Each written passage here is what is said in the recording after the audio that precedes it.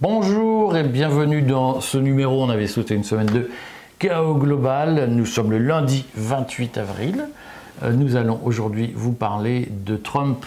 Si j'intitule l'émission Trump et les larmes amères des patriotes. Oui, ça sonne bien, ça sonne bien. On va en parler ou pas? Donc je sais que plein de gens voulaient qu'on parle des difficultés économiques, je vais y venir. On va vous parler de Trump. Je commence effectivement par vous dire notre petite publicité habituelle, puisque demain vous retrouverez Sophie Delamotte sur notre antenne. On parlera des déserts médicaux, de la libre installation des médecins. Je pense que ce sera mercredi ou jeudi 1er mai. Il n'y a pas de pont en fait cette semaine en France, c'est rare. Mais on fera une émission avec Ulrike Reichner sur ce qui se passe en Roumanie. Et puis mercredi on fait un stratégone. A priori, oui. Donc on fera un stratégone. Je pense qu'on parlera très longuement de l'Ukraine. Enfin, très longuement. Oui. On se concentrera sur l'Ukraine, tu es d'accord? Oui, oui. Surtout que la situation est en train de cristalliser. Et puis, pour le reste, moi, je vais faire une vidéo demain assez longue sur les plans sociaux qui arrivent, et notamment sur l'affaire ArcelorMittal, où il y a 600 suppressions d'emplois annoncées, 626 très exactement. Donc rendez-vous demain. N'oubliez pas de regarder la vidéo que j'ai faite hier sur les manipulations sur Internet et notamment les manipulations des patriotes dans une série d'émissions que j'espère hebdomadaires pour analyser la façon dont le modèle Big Five ou Ocean, comme on dit, est utilisé pour manipuler les réseaux sociaux et faire de la segmentation psychographique. C'est la deuxième émission que j'ai publiée hier d'une série qui, je pense, va nous emmener un certain temps. On fera une émission Moyen-Orient cette semaine, parce qu'il y a des choses à dire. Ça chauffe quand même pas mal là-bas. Et puis n'oubliez pas, notre fil Telegram, l'adresse est en dessous. N'oubliez pas de vous abonner au Courrier des Stratèges. On vous rappelle que notre site est accessoirement une chaîne vidéo et que l'essentiel de notre activité se fait sur Internet, dans les colonnes de notre journal Le Courrier des Stratèges, www.lecourrierdesstratèges.fr. J'ai calculé, on a à peu près 15% seulement de lecteurs qui sont abonnés. Donc il reste 85% de gens à évangéliser pour qu'ils prennent un abonnement, c'est pas cher. Et objectivement, ceux qui le prennent se disent il y a quand même une profondeur de réflexion qui n'est pas inintéressante. Voilà, ça, c'était nos petites pubs. On parle de Trump. Alors, pourquoi on appelle ça les larmes amères des patriotes? Je crois qu'il y a une désillusion qui est en train de s'installer. Si on prend le thème du protectionnisme, si on prend le thème de la guerre et de la paix, si on prend le thème, alors ça c'est peut-être moins perçu, mais je vais en parler, de la liberté académique aussi. Liberté d'expression au sens large. La liberté d'expression au sens large. Vance était venu nous donner des leçons. On s'aperçoit qu'il y a des grains de sable dans la machine, voire plus. C'est-à-dire qu'on est peut-être sur autre chose. Et je pense qu'on va poser aussi la question du ralliement d'un certain nombre de partisans du globalisme à Trump. Je crois que c'est quelque chose d'important. Et donc des conséquences que ça a, puisque ça veut dire que vraisemblablement Trump oublie une partie de son programme si on lui laisse l'idée qu'il avait l'intention de l'appliquer. Commençons par la liberté académique, parce que explique ce que ça veut dire aux gens, et 80% des gens savent, mais il y a des gens, ça ne va pas leur parler. Alors, il y a un principe qui est très simple, c'est que pour qu'il y ait une vie scientifique, il faut que les universités soient libres. En fait, il y a un lien profond entre les régimes de liberté occidentaux, européens d'abord, c'est l'Europe qui a inventé l'université moderne, hein, je le rappelle, et toutes les libertés qui fleurissent dès le Moyen-Âge. Il ne faut pas croire que la liberté elle a commencé en l'an 2000. Toutes ces libertés qui fleurissent dès le Moyen-Âge, elles s'appuient entre autres sur le développement des universités, parce que c'est le lieu où on pouvait débattre vraiment librement, loin des pouvoirs royaux et aussi souvent des pouvoirs de l'Église, contrairement à ce qu'on croit. C'est là que ça s'est enraciné. Et donc, il y a eu, on va dire, à partir du 19e siècle, un renouveau de ces libertés académiques, par exemple sous l'impulsion de Humboldt en Allemagne, par exemple les universités américaines. Et on voit bien que la France s'est battue avec ces questions-là, avec ce principe, mais mieux vaut tard que jamais. Il y a une quinzaine d'années, on a donné l'autonomie aux universités publiques. Et puis par ailleurs, il y a des tas de possibilités de créer des universités privées en France, contrairement à ce que les gens croient. Et alors il y avait toute une polémique dans les 5-10 dernières années autour de ce qu'on appelait le wokisme, c'est-à-dire un certain nombre d'idéologies plutôt gauchistes qui s'étaient emparées des universités américaines et qui venaient en France. Mais ce qui est intéressant, et ce qui est en train de se passer aux États-Unis, c'est un renversement complet de ça, parce qu'aujourd'hui on n'entend plus beaucoup les polémiques dont on parlait il y a quelques années, et on a un gouvernement américain qui s'ingère directement dans la liberté des universités sur une question, la question essentielle, qui est le conflit israélo-palestinien. Pourquoi ? Parce qu'il y a des étudiants, parce que la jeune génération américaine, elle ne supporte plus la politique d'Israël, d'une part, et parce que d'autre part, il y a un certain nombre de recherches libres qui sont menées sur le Proche et le Moyen-Orient et qui donc ne prennent pas parti pour les uns ou pour les autres, mais simplement font le travail que doit faire un centre universitaire. Et alors, il y a deux choses. Il y a le fait que Trump a une vindicte personnelle contre les universités, parce que c'est vrai qu'il y a toujours eu 98% d'opposants à Trump dans les universités américaines, et donc il a décidé puisqu'il a beaucoup de pouvoir actuellement, il a décidé de tomber sur les universités, de leur supprimer les fonds publics. Et puis il y a d'autre part la lutte très dure aux États-Unis entre un establishment qui est à 100% ou presque pro-israélien et effectivement les étudiants, la jeune génération qui se révolte contre la guerre de Gaza comme elle s'est révoltée contre la guerre du Vietnam. Et alors Trump a décidé de faire supprimer des fonds publics aux universités privées américaines. Alors je rappelle que les universités américaines, elles ont essentiellement des dotations privées, on en reparlera, par exemple Harvard a 50 milliards de dollars sur ses différents comptes. Ce qui est vertigineux. Ce qui est vertigineux. D'ailleurs, on va expliquer pourquoi ça va poser des problèmes à Trump bientôt. Mais ça n'empêche. Alors, c'est de la dotation, c'est-à-dire que c'est de l'argent placé. Les universités américaines prennent un peu de cet argent chaque année pour financer leur budget. Et puis, par ailleurs, elles postulent pour des fonds publics.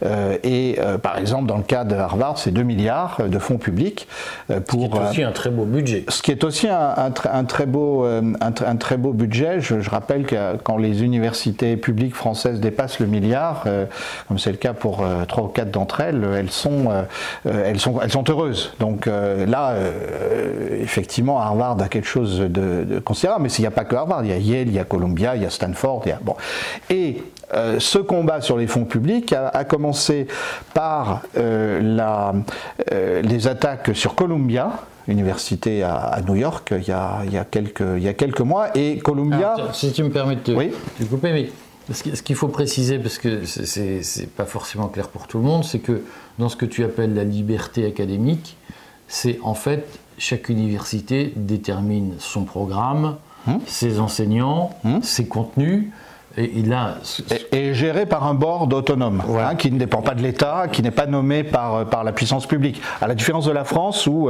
dans tout board d'université publique, même s'il y a des membres élus, il y a aussi un représentant du gouvernement.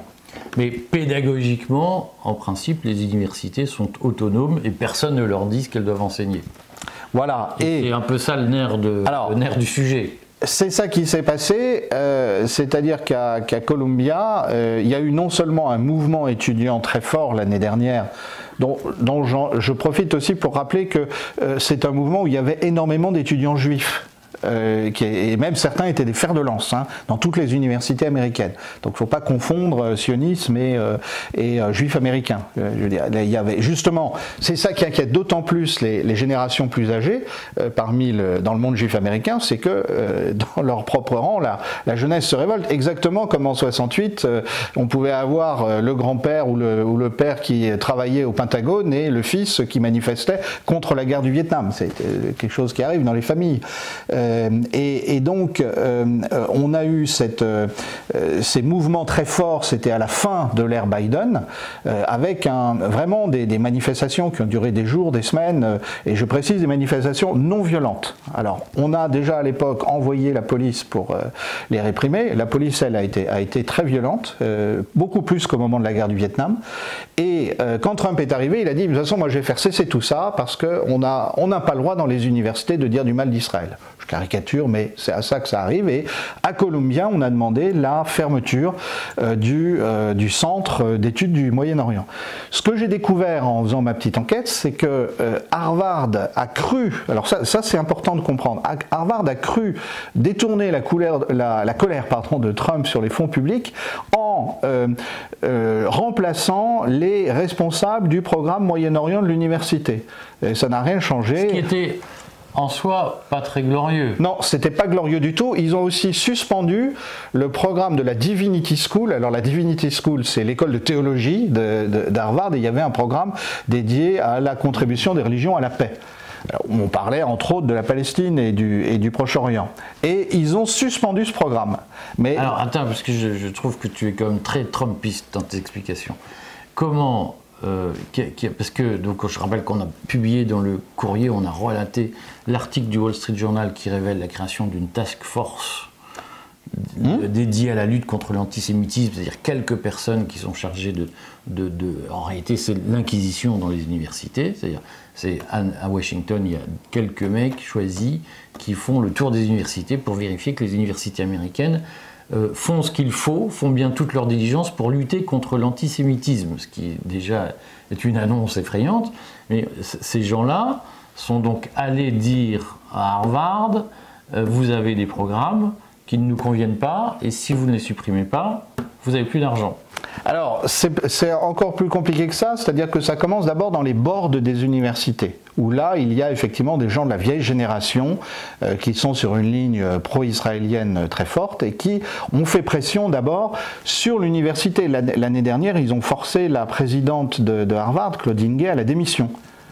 Et le Wall Street Journal expliquait que, quoi qu'elle ait démissionné, elle a ensuite été interrogée par la task force sur est-ce que vous avez vraiment fait tout ce qu'il fallait à l'époque pour lutter contre l'antisémitisme. Voilà. Et là, on se dit, mais c'est dingue. Alors, ces membres des boards, les alumni, les plus riches alumni, en fait, de toutes ces universités, il y en a un certain nombre qui ont donné à la campagne de Trump. Et qui ont donné à la campagne de Trump en demandant, entre autres, qu'il y ait la task force ou toute organisation similaire qui soit créée. C'est comme ça que ça s'est passé en fait. Donc là, Harvard, effectivement, mis sous pression, et c'est pas très glorieux, ils se sont dit on va calmer les choses, on va apaiser les choses, sauf qu'ils ont cédé sur l'essentiel, parce que le reste, c'est la vindicte personnelle de Trump contre les universités, donc ça s'épuisera. En revanche, le fait de suspendre un programme Moyen-Orient, à Columbia, à Yale ou ailleurs, et puis surtout, le fait d'obliger l'administration à expulser des étudiants qui ont manifesté l'année dernière, quand ils ne sont pas de nationalité américaine, ou quand ils ont une autre nationalité, en particulier celle d'un pays du Proche-Orient. Et donc ça, effectivement, on est au cœur d'une des contradictions du Trumpisme, puisque comme tu le rappelais, J.D. Vance est venu nous faire la leçon à nous, Européens, en disant « Regardez ce que vous avez fait, vous, les Européens, en arrêtant une élection présidentielle en Roumanie. » C'est vrai, c'est tout à fait vrai. Nous y reviendrons avec Ulrike Reis. Mais actuellement aux États-Unis, la liberté d'expression s'arrête là où commence le débat sur le conflit du Proche-Orient. Ce qui est quand même assez étonnant, c'est-à-dire que, si tu me permets d'être un peu désagréable, il y a quand même, notamment, je pense à ceux qui relaient en permanence les propos de J.D. Vance et qui le vivent comme un homme extraordinaire. J.D. Vance a quand même une ligne, c'est quand même de l'entourloupe quand il vient nous parler de liberté d'expression. C'est liberté d'expression pour tous ceux qui sont dans notre camp. Mais dès que quelqu'un nous déplaît, en revanche, la liberté d'expression, on n'aime plus. Et je vise là aussi les wokistes, c'est-à-dire que moi je suis vraiment pas, on ne peut pas me soupçonner de sympathie pour le wokisme, mais ça a quelque chose d'extrêmement, de mon point de vue, dérangeant, d'avoir des gens qui disent les wokistes sont des tyrans, etc. Et d'ailleurs maintenant tous ceux qui vont tenir un discours wokiste, on va les sanctionner. Et on aime la liberté d'expression. Tout ça, c'est quand même un peu particulier comme logique. Et puis, il y a une différence essentielle entre le wokisme et ce qui se passe actuellement. Moi, j'ai combattu le wokisme partout où je suis passé, dans l'université, mais ce sont des phénomènes internes aux universités. Moi, j'aime pas quand un collègue essaye d'imposer son programme de recherche à l'ensemble d'une faculté, mais ça peut se régler dans l'université. Alors que là, on a une ingérence extérieure, c'est-à-dire que c'est la destruction du principe fondamental de liberté des universités qui existe en Europe depuis le Moyen-Âge. Et c'est ça qui est très grave. D'ailleurs, les gens les plus lucides aux États-Unis disent qu'est-ce qui va rester de l'université américaine après cette polémique, parce que de voir l'expulsion d'étudiants comme ça s'est fait, arrêtés de manière extrêmement brutale par des polices, voire des milices paragouvernementales. Hein. Il y a des fois où je me demande si c'est vraiment la police américaine qui fait ça. Eh bien, ça va détourner un étudiant de venir. Je prends l'exemple d'un étudiant de Harvard qui était effectivement un Palestinien venu étudier aux États-Unis et qui a dit j'ai préparé un article, si jamais je suis arrêté, il paraîtra dans la Gazette de Harvard. Bon, et par exemple à Harvard, les étudiants se déplacent en groupe maintenant pour, au cas où la police leur tombe dessus, pouvoir faire bloc et éviter l'arrestation. Donc c'est pas glorieux pour ce qu'on appelle la première démocratie du monde. Les universités semblent résister.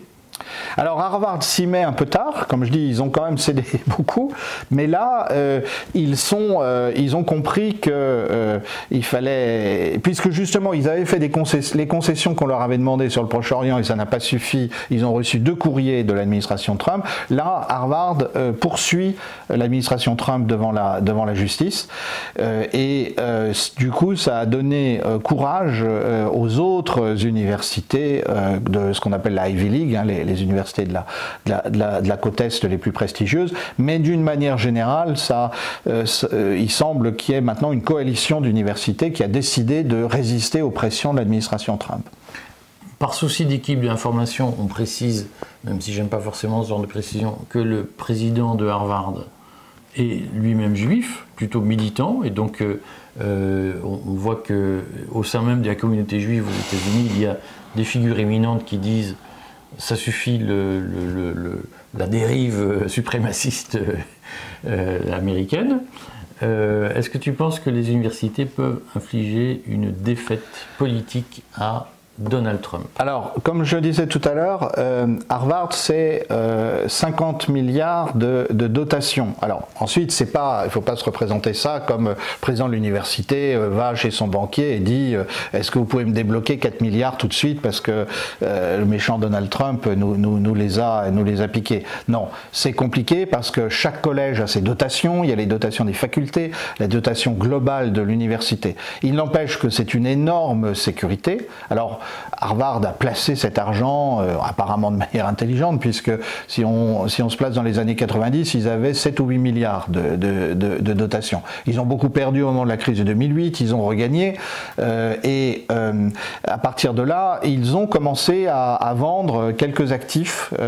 C'est vrai de Harvard, c'est vrai de Northwestern, c'est vrai de Yale, c'est vrai de plusieurs universités, de manière à débloquer des liquidités pour pouvoir compenser les pertes de fonds, au moins dans les médias. Alors ça fait rêver quoi, du point de vue du financement des universités, mais je rappelle c'est des financements privés, c'est des dons souvent des alumni, mais par exemple Yale a débloqué 300 millions comme ça. C'est ce qui rendrait heureux beaucoup de présidents d'université français. Donc il y a cette résistance-là. Et ce qui est intéressant aussi, c'est qu'il y a une mobilisation populaire qui se crée, parce qu'il y a les alumni très riches, ceux qui sont capables de donner 1 million, 10 millions, 100 millions quelquefois pour doter un centre, et puis il y a les alumni moins riches. Alors on a vu une mobilisation des alumni, des petits donateurs, comme on dit, des alumni qui ont peu de moyens, mais qui ont fait bloc pour dire nous défendons notre université contre le gouvernement Trump. Bon, dans la pratique, moi je trouve bien qu'on commence cette émission par ça, parce que ça nous rappelle que les grands discours qui je le répète, ont été beaucoup relayés en France par les Trumpistes, les grands discours sur la liberté d'expression. On voit bien que il faut parfois les prendre au second degré et qu'un train peut en cacher un autre quand même.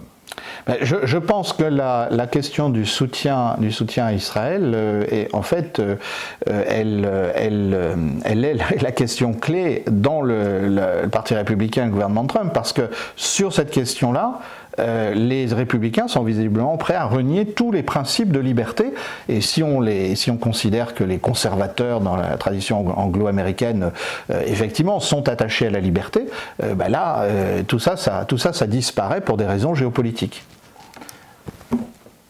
Le protectionnisme. Alors, qui est là aussi, de mon point de vue, le sujet où on va mettre tous ceux qui considéraient, je vais rabâcher, tous ceux qui considéraient que le protectionnisme était un marqueur du souverainisme, là, ils vont mettre des années à s'en remettre. Parce que, alors, c'est quoi ton sentiment sur la position de Trump en matière de protectionnisme ?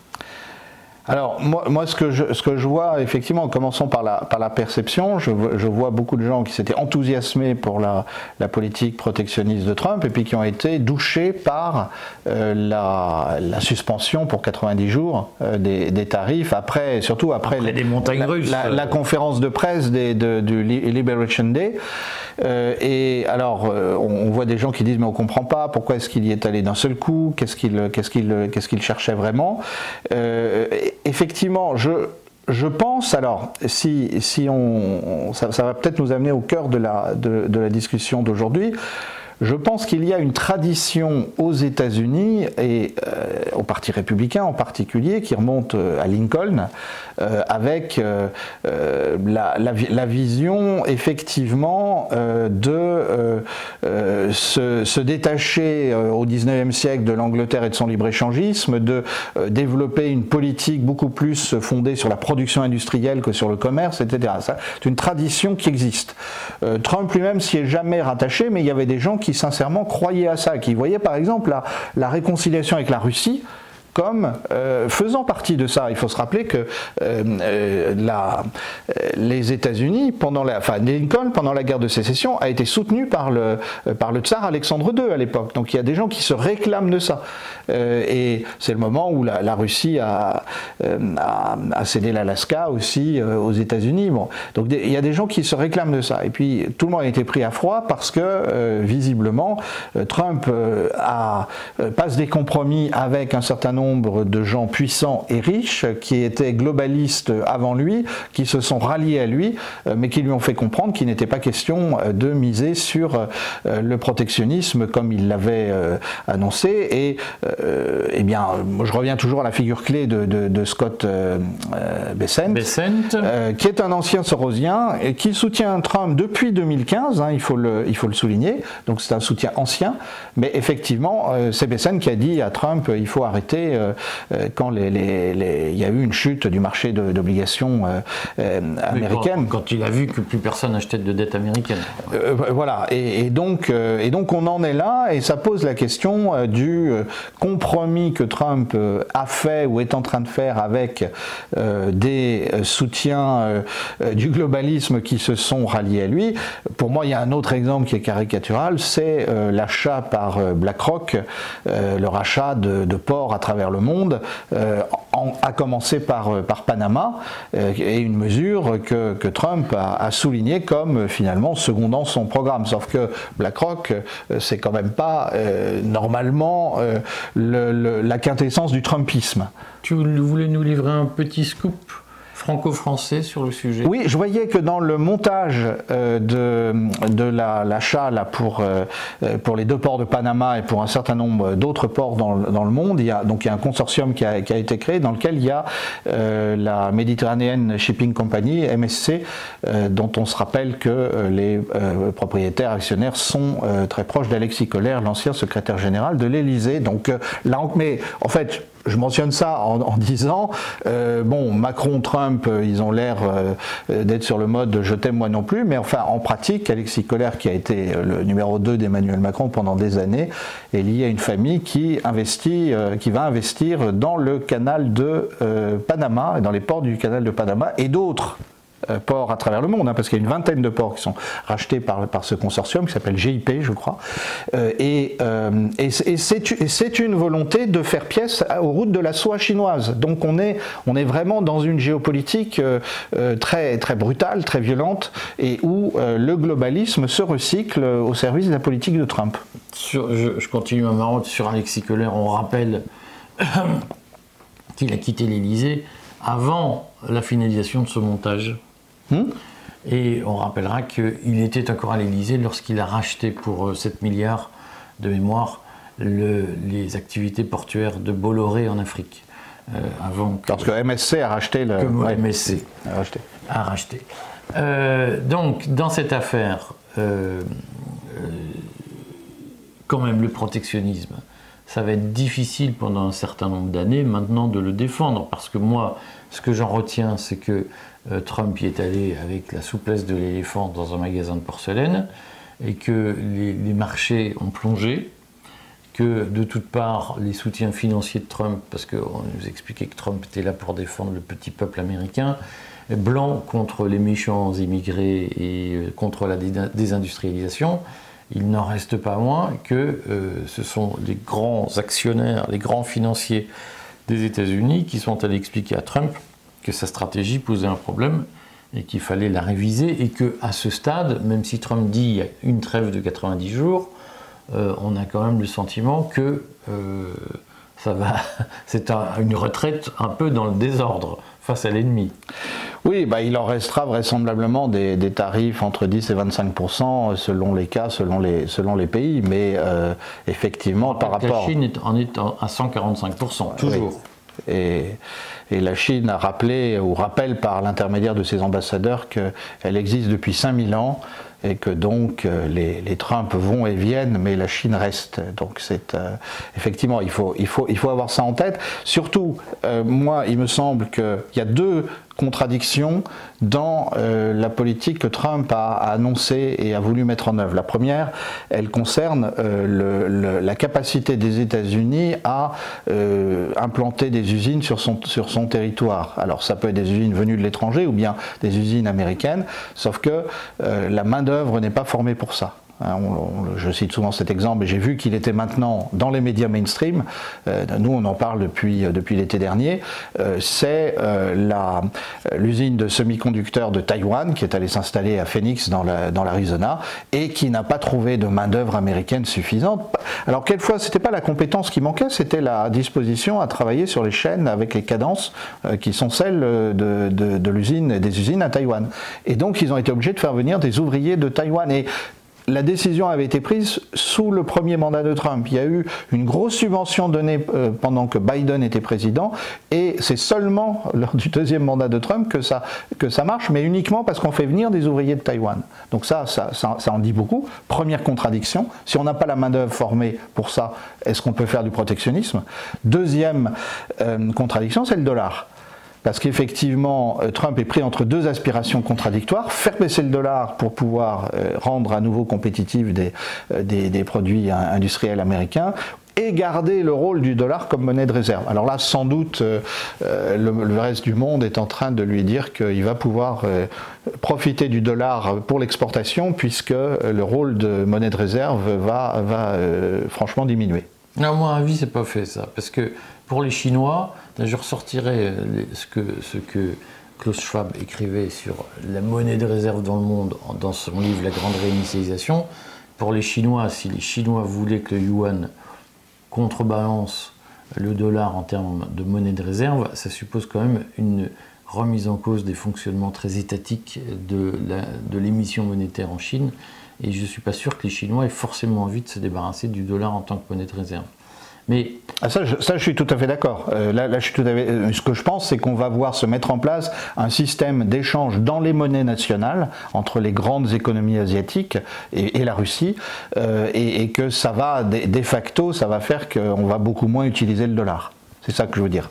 On verra. Mais pour les souverainistes, Édouard, est-ce que tu ne penses pas que ce qui vient de se passer... Alors, je crois que c'était dans le Financial Times, je ne sais plus si c'était le Financial Times ou le Wall Street Journal qui disait le moment Mitterrand de Trump. Parce que les Américains se souviennent que Mitterrand avait fait la rigueur, le tournant de la rigueur, comme on avait dit, en 1983, puisque, au fond, Mitterrand avait soutenu les mêmes élucubrations économiques. C'est on fait le contrôle d'échange, blablabla, l'inflation, on fait tourner la planche à billets. Enfin, la retraite à 60 ans, tout ça avait ruiné le pays. Et à l'époque, Mitterrand a compris que s'il n'arrêtait pas, il allait se retrouver la tête par terre. Et il avait fait le tournant de la rigueur en annonçant la désinflation compétitive ensuite, en annonçant la fin de sa politique étatiste, de big government. Est-ce qu'au fond, Trump, avec le protectionnisme, n'est pas en train de faire la même opération? C'est-à-dire, est-ce que Trump n'est pas en train de dire, bon, il y avait un combat entre nous, entre Trumpistes, un combat entre les libertariens, partisans du libre-échange, et les bannonistes, on va appeler ça comme ça, les identitaires qui étaient partisans du protectionnisme et d'une politique économique extrêmement étatiste. Est-ce que Trump n'est pas en train de donner raison aux libertariens, aux partisans du marché, aux partisans du libre-échange? Est-ce qu'il n'est pas en train d'expliquer que le protectionnisme et cette logique très identitaire, très patriote, on va dire ça comme ça, n'a pas d'avenir et qu'il faut y renoncer? Est-ce qu'il n'est pas en train de vivre ce moment-là? Alors, je pense qu'il y a deux questions. Il y a effectivement les luttes dans son entourage, et là, vraisemblablement, la tendance que tu appelles la tendance Musk va l'emporter sur la tendance Bannon, arbitrée par Scott Bessent, qui lui-même avait des œufs dans les deux paniers, et qui donc va expliquer que grâce à lui, la politique menée a été raisonnable. La deuxième chose, je crois, c'est, mais ça je crois qu'il faudra qu'on ait un débat de fond sur qu'est-ce que le protectionnisme. Effectivement, le protectionnisme douanier, l'idée que la tarification douanière est un outil de politique économique, a pris beaucoup de plomb dans l'aile. Ce qui n'empêche pas qu'on ne parle pas de tout le reste, qui sont les 1001 mesures protectionnistes que tous les États prennent sans le dire, tout en jurant qu'ils sont libre-échangistes, et qui faussent en fait la liberté du commerce. Et ça, on pourrait faire un double reproche à Trump. C'est d'une part d'avoir effectivement, du point de vue du protectionnisme classique, cassé les outils, mais aussi de finalement nous détourner d'avoir un vrai débat sur un certain nombre de questions. Par exemple, quand un pays pratique une politique de change qui lui est favorable, par exemple, lorsque un pays émet des normes qui fait que de facto les autres pays ne peuvent pas exporter vers chez lui alors même qu'ils produisent à peu près la même chose que ce qu'ils vendent chez lui, etc.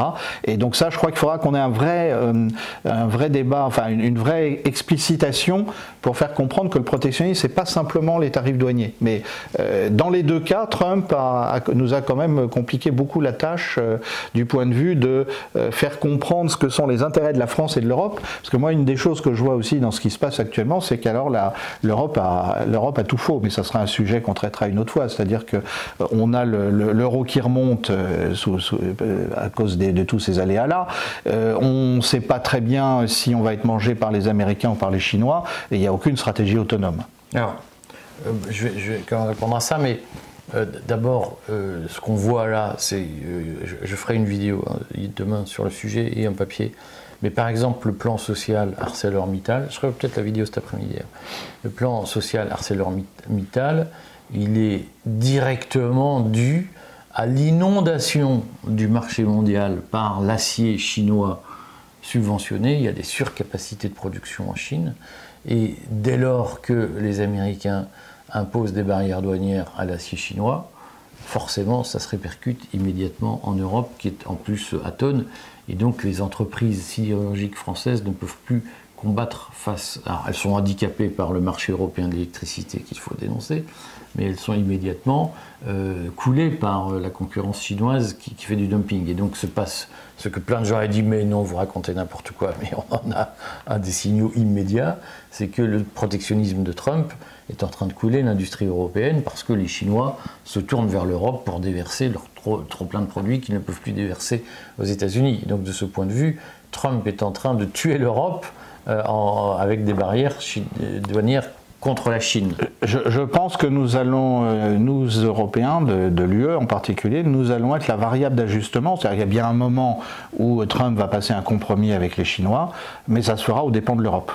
Bon, en tout cas, l'emploi en France va immédiatement souffrir des effets de bord, comme on dit, du protectionnisme américain. Après, tu soulignes très justement la question du protectionnisme normatif.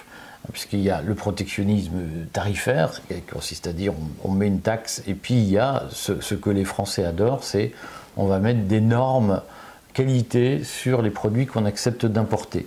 Et là aussi, je sais que c'est terrible. Moi, je pense que les partisans du protectionnisme sont des gens obtus, si tu me permets d'être désagréable, parce que jusqu'au bout, ils vont pousser l'erreur.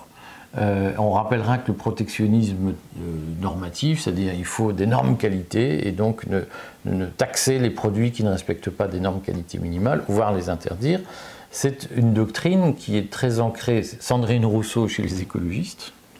Je lisais un papier de la CGT ce matin sur d'Arcelor, la CGT Arcelor, qui dit il faut des normes pour protéger nos produits contre les produits chinois. Et indéfiniment, c'est quelque chose qui empêche nos entreprises de s'adapter, puisqu'on sait très bien qu'aujourd'hui, si on perd des usines, c'est parce qu'il y a trop de normes, et qu'en fait, quand on multiplie le protectionnisme normatif, si j'ose dire, qualitatif, en réalité, on fait fuir nos entreprises parce qu'elles préfèrent produire dans des pays où il y a moins de règles, et qui demandent moins d'investissement, et où elles peuvent être compétitives, parce que si on a des normes qualité pour accéder au marché français auquel les entreprises françaises se plient, on sait qu'elles vont produire tellement cher pour se conformer à ces normes qu'elles ne pourront plus vendre à l'étranger. Et donc, quand on fait des normes tarifaires, des normes qualitatives de ce genre, eh bien, on fait fuir les entreprises françaises qui se disent « mais le marché français est trop petit pour me faire vivre ». Et donc, là aussi, on va faire la énième répétition de la même bêtise. En réalité, la seule façon de développer l'industrie, c'est d'être compétitif par rapport aux autres et donc de diminuer les normes environnementales qui coûtent cher, les normes de production et le coût du travail et la protection des salariés qui est insupportable. Je vous invite quand même tous à lire le ton des extracts de la CGT ArcelorMittal de Fos-sur-Mer, où en gros la CGT de Fos, elle est pratiquement prête à fusiller les patrons, quoi. Alors moi je suis patron d'une boîte, je lis des tracts comme ça, je leur dis écoutez, on ferme l'usine et je vais dans un pays où vous n'allez pas m'emmerder. Parce qu'il faut quand même rappeler qu'à la base, une entreprise c'est dirigé par des patrons et que le Code du travail prévoit que eh bien, il y a un rapport hiérarchique. Et si ça ne plaît pas, on fait une économie soviétique. Et on le dit, on le décide, on fait un référendum sur est-ce que vous voulez une soviétisation de l'économie. Si on ne veut pas, il faut accepter à un moment donné qu'on ne parle pas à son patron n'importe comment et qu'on n'est pas là en permanence en train de brailler, à expliquer qui gagne trop d'argent et nous pas assez, qu'on travaille trop et que c'est pas bien et qu'en plus ceci, cela. Je pense qu'il faut redire aux Français que malheureusement la réalité c'est que si on veut avoir des entreprises prospères, il faut qu'elles puissent exporter et pour exporter il faut qu'elles soient compétitives. Et pour être compétitives, il faut diminuer un certain nombre de protections et de coûts. Et je sais que le discours que je tiens paraît comme un discours d'afro-libéral, mais si on veut le relèvement de la France, et je rappelle que nous faisons une série qui s'appelle France de toujours, une série d'émissions sur comment on reconstitue une grande France. On a même fait une émission avec le général Roure une grande armée pour une grande France. Et si on veut une grande France, à un moment donné, il faut accepter de se confronter aux autres et d'être en compétition avec eux, et penser qu'on va créer une bulle, un dôme, comme dans les séries Netflix, où on va être protégé, est une idée sans avenir. L'Albanie a essayé, la Corée du Nord aussi, et ça n'a pas marché. On pourra se réengueuler sur le protectionnisme de ces quatre, non ? C'est-à-dire, le problème, c'est quand on cumule les inconvénients, c'est-à-dire qu'on se protège de rien de ce qui se passe aux États-Unis ou en Chine, objectivement, et en même temps, on laisse nos voisins européens décider de beaucoup de choses à notre place, alors que là, il faudrait qu'on se batte pour avoir effectivement des normes communes, des principes communs. Donc en fait, on cumule tous les inconvénients. Bon, moi en tout cas, je pense, on y reviendra, mais que la séquence protectionnisme de Trump, puis trêve de 90 jours, va laisser de très lourdes traces. J'en profite pour dire 3 mots, peut-être que tu peux rebondir dessus. C'est que dans le même temps, ceux que je lisais sur les réseaux sociaux, j'en fais régulièrement le tour, ceux que je lisais dire vive le protectionnisme et qui aujourd'hui n'osent plus en parler parce qu'ils ne savent plus quoi dire. En revanche, on trouvait un autre flambeau, c'est vive le Doge, les coupes sombres dans les dépenses décidées par Musk, en tout cas pilotées par Musk. Il faut ça en France. Et là aussi, je me marre parce que les mêmes qui disent il nous faut un Doge français disent mais quand le gouvernement annonce 40 milliards d'économies pour 2026, c'est scandaleux, c'est immonde. Et là, on se dit mais vous n'avez pas compris. Enfin, à un moment donné, il faut arrêter d'être complètement décérébré par la propagande et les manipulations.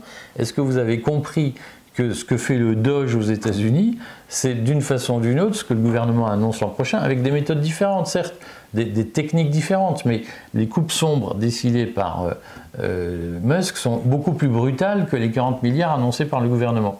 Et moi, je vois des gens qui disent « Ah bah, les coupes sombres en France, et faisons quand même un Doge en France ». On se dit, mais je pense qu'il y a aujourd'hui une irresponsabilité d'un certain nombre de souverainistes. C'est très bien que ça éclate et qu'à un moment donné, on arrête de penser qu'on va pouvoir reconstruire la France avec des slogans qui veulent dire tout et son contraire. Je pense qu'il va y avoir une maturité. Je pense que le souverainisme va en tout cas gagner en maturité après l'épreuve Trump.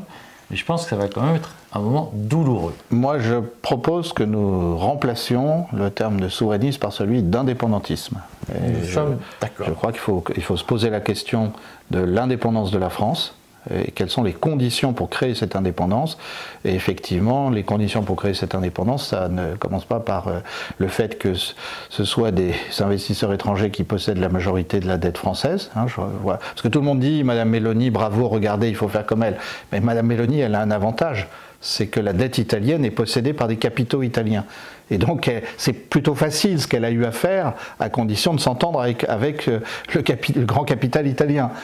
Notre problème, c'est que notre dette est possédée à plus de 50% par des capitaux étrangers. Au passage, j'ai bien vu que Moody ne note pas la France pour un... Pas encore. Pas encore, oui. Donc on voit bien qu'il y a un problème. Il y a un problème.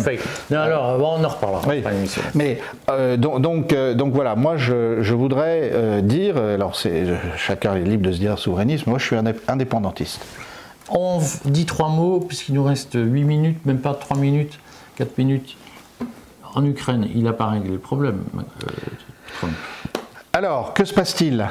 On fera une longue émission mercredi. Hein. Moi, je dis, puisqu'on a peu de temps, et on en reparle mercredi, je dis ce que je comprends, parce que les médias n'aident pas, parce que les médias, évidemment, veulent influencer la politique américaine ou être porte-parole de la politique européenne dans le cas de l'UE, et donc on ne sait plus très bien où on en est. Moi, ce que je comprends, c'est que avec sans doute le sentiment de faire un grand effort, la partie américaine a proposé de reconnaître l'indépendance de la Crimée, mais demande à la Russie de faire des concessions sur les 4 territoires officiellement annexés par la Russie depuis septembre 2022.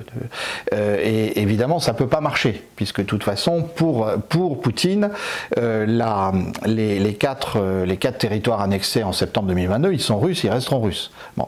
À partir de là, on voit que Trump, d'une part, n'a pas réussi à imposer son autorité à Zelensky, et deuxièmement, il semble qu'il y a une bataille très dure entre ce que j'appellerais l'État profond britannique et Trump. parce que les Britanniques avaient déjà signé un accord avec Zelensky sur les terres rares 15 jours avant l'arrivée de Trump au pouvoir. Et donc ce qui se passe, c'est que Trump a beaucoup de mal, non seulement avec Zelensky, mais avec les Britanniques, qui poussent à la surenchère. Et donc ça bloque totalement le jeu américain. Donc il ne peut pas faire plus de concessions à Poutine. Mais ne faisant pas plus de concessions à Poutine, Poutine dit, mais moi je peux négocier, mais je ne signerai rien tant que je n'ai pas un certain nombre de garanties. Vous les connaissez, je les répète depuis 2 ans, depuis 3 ans. Voilà où on en est. Donc alors ça fait 2 ou 3 semaines que Trump annonce qu'il va y avoir enfin un règlement, mais là encore, il est pas sincère, c'est-à-dire qu'il fait comme s'il était médiateur entre la Russie et l'Ukraine, alors qu'il est partie prenante, évidemment. Et donc, on pourrait aussi voir cette semaine que les États-Unis disent aux Ukrainiens, aux Européens, débrouillez-vous, et effectivement se retire largement du soutien au conflit, et à ce moment-là, ça veut dire que la Russie en profiterait pour avancer encore plus. Moi, je crois que ça ne se résoudra pas tant que Odessa ne sera pas au moins sous influence russe, voire sous souveraineté russe. Les Russes ont annoncé avoir repris la dernière portion de territoire qui avait été envahie par l'Ukraine. À Koursk. À Koursk. Oui, tout à fait. Et puis, ça m'a quand même choqué de voir Trump et Zelensky au milieu de la basilique Saint-Pierre. À discuter face à face, faire de la politique le jour de l'enterrement du pape. Et tu ne compatis pas qu'Emmanuel Macron n'ait pas pu mettre sa chaise avec eux? Je ne sais pas où il avait mis sa chaise à ce moment-là, je préfère pas le savoir, mais il y a des jeunes qui regardent. Je suis quand même très choqué que le jour de l'enterrement du pape, on transforme la basilique en lieu de négociation comme ça. Enfin, je trouve ça hallucinant. Je suis désolé, je suis oui, d'autant plus que on imagine difficilement que c'était pour préparer la paix, alors que le pape François est un des rares responsables qui a plaidé depuis le départ pour arrêter la guerre, pour un cessez-le-feu et pour une négociation entre l'Ukraine et la Russie. Bon, on se retrouve demain avec Sophie Delamotte. Suivez le papier que je vais faire technique. Je vais rentrer dans le détail du plan social d'Arcelor. Demain, Sophie Delamotte, on parle des déserts médicaux. Mercredi, Stratégone, on parlera d'Ukraine. Jeudi, Ulrike Reichsner nous parlera de la Roumanie. Vendredi, on fait une émission Proche-Orient. Très bien. Et puis, on aura sans doute encore une ou 2 surprises, mais c'est les ponts. Alors, on sait que tout le monde souffle un peu. À bientôt, mes amis, et n'oubliez pas de vous abonner. Nous en avons besoin pour rester indépendants.